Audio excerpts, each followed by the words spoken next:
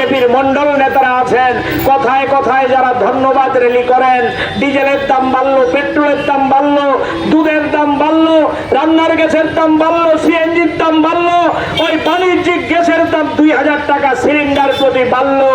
একবারের জন্য একটা ধন্যবাদ র্যালি হবে না? বিজেপির বন্ধুদের জিজ্ঞেস করি, যারা কথায় কথায় জয় শ্রীরাম ধ্বনি দেন, যারা কথায় কথায় ভারত মাতার ধ্বনি দেন, আপনাদের জিজ্ঞেস করি, এই ভারত মাতাকে আপনারা বিক্রি করে দিচ্ছেন, ভারত মাতাকে বিদেশের হাতে বন্ধক দিয়ে দিচ্ছেন, ভারত মাতাকে আমেরিকার হাতে ওই বিক্রি করে দিচ্ছেন। আমি আপনাদের কাছে বলবো, আপনাদের ভারত মাতা কি জয় স্লোগান দেওয়ার নৈতিক অধিকার নেই, আপনাদের এই দেশ নিয়ে কথা বলার কোনো নৈতিক অধিকার নেই।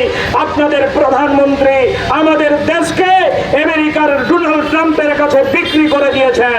ট্রাম্পের কথায় মোদি সাহেব ওঠেন, ট্রাম্পের কথায় মোদি সাহেব বসেন, ট্রাম্পের কথায় তেল আমদানির ক্ষেত্রে সিদ্ধান্ত নেন, ট্রাম্পের কথায় ওই স্বর্ণের উপর আমদানি শুল্ক বাড়াবেন কি কমাবেন সেই সিদ্ধান্ত নেন।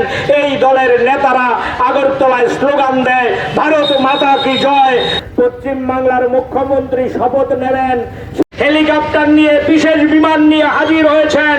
হাজারো হাজারো বিজেপির কার্যকর্তা, ওই বিজেপির বিভিন্ন স্তরের নেতারা শত শত হাজার হাজার কোটি টাকা খরচ করে ব্রিগেড প্যারেড গ্রাউন্ডের মধ্যে তেল পুড়িয়ে ওই একটা মুখ্যমন্ত্রী শপথ গ্রহণ করার জন্য টাকা খরচ করেছেন। আসামে একই ঘটনা আমরা লক্ষ্য করেছি।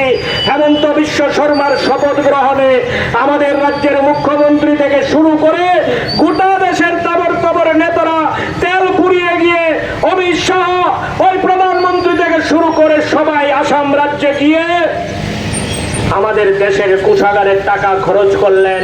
হেমন্ত বিশ্ব শর্মার শপথের পরের দিন মধ্যরাত্রিরে ওই নোটিশ দিয়ে তেলের দাম বেড়ে যায়। এটা দেশের জন্য লজ্জার। ওই যারা বলছেন যুদ্ধের জন্য তেলের দাম বাড়ছে, আমি আপনাদের কাছে বিনয় সহিত জিজ্ঞেস করতে চাই, আজকে 2 মাসের মতো হয়ে সেই যুদ্ধ, একদিনের জন্য বিজেপির বন্ধুরা এই যুদ্ধের বিরুদ্ধে একটা শব্দ খরচ করেছেন? আমরা লাল ঝান্ডা যখন এই যুদ্ধের বিরুদ্ধে কথা বলেছি, আমরা যখন বলেছি আমাদের দেশের সরকারকে এই যুদ্ধের বিরুদ্ধে কথা বলা দরকার, এই যুদ্ধ থামানোর জন্য ভূমিকা নেওয়া দরকার, আমাদেরকে বলেছে আমরা নাকি দেশদ্রোহী, আমরা নাকি বিদেশের কথায় নাচি, আমরা নাকি বিদেশে যুদ্ধ হলে, বিদেশে বৃষ্টি পড়লে এখানে মিছিল করি। আজকে দেশের প্রধানমন্ত্রী বলছেন আমেরিকা ইরানের যুদ্ধের জন্য আমাদের দেশে তেলের দাম বাড়াতে হচ্ছে, আমাদের দেশের মধ্যে ওই শিশুদের দুধের দাম বাড়াতে হচ্ছে, পেট্রোলের দাম ডিজেলের দাম বাড়া মানে আমাদের পরিবহন খরচ বাড়বে, ডিজেলের দাম বাড়া মানে হিমঘরের খরচ বাড়বে, হিমঘরের খরচ বাড়া মানে ফলের দাম বাড়বে, তরকারির দাম বাড়বে, ডিজেলের দাম বাড়া মানে কৃষিজ ফসল উৎপাদনের খরচ বাড়বে। কারণ এই ডিজেল দিয়ে ট্রাক্টর চলে, ডিজেল দিয়ে কৃষিজ যে সেচের সামগ্রী সবকিছু পরিচালিত হয় ডিজেল দিয়ে। আজকে ডিজেল যে বেড়েছে এটা শুধুমাত্র পেট্রোল ডিজেলের মধ্যে সীমাবদ্ধ থাকবে না, সমস্ত জিনিসপত্রের দাম বাড়বে। ইতিমধ্যেই বাজারে সরষের তেলের দাম বেড়েছে, ইতিমধ্যে বাজারে চালের দাম বেড়েছে, ইতিমধ্যে বাজারে ডালের দাম বেড়েছে, ইতিমধ্যে বাজারের শিশু খাদ্য দুধের দাম বেড়েছে। ওই আমাদের গত করোনাকালীন সময়ে দেশের গরিব মানুষকে বিনামূল্যে চাল দেওয়ার যে প্রকল্প, এটা নাকি অক্টোবর মাস থেকে তুলে দেবে বিজেপি সরকার। আমি বন্ধুদের বলবো, মন্ডলের নেতাদের বলবো, বিজেপির মধ্যে যারা ভালো মানুষ আছেন তাদেরকে বলবো, এখনই সময়, বিদ্রোহ করুন, বিজেপির বিরুদ্ধে ঘর থেকে বেরিয়ে আসুন, বিজেপির বিরুদ্ধে কথা বলুন। এখনই যদি কথা না বলে বিদ্রোহ করতে না পারেন, আপনাদের কিন্তু মানুষ ক্ষমা করবে না। তাই আমি আপনাদের কাছে আহ্বান করব, বিজেপির মধ্যে যারা ভালো মানুষ আছেন, চলুন আমরা একসাথে রাস্তায় নেমে সবাই মিলে লড়াই করি।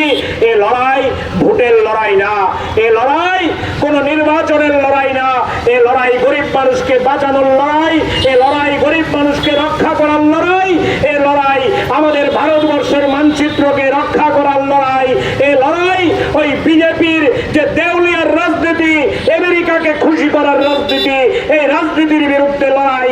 তাই বিজেপির দল ওই সংসদকে এড়িয়ে গোপনে প্রশাসনিক অর্ডারে গত পরশুদিন মধ্যরাত্রে যেভাবে পেট্রোল ডিজেলের দাম, সিএনজির দাম বাড়িয়েছে, আজকের এই সভা থেকে আমরা আপনাদের কাছে আবেদন করতে চাই, চলুন বন্ধু, বিজেপিকে আমরা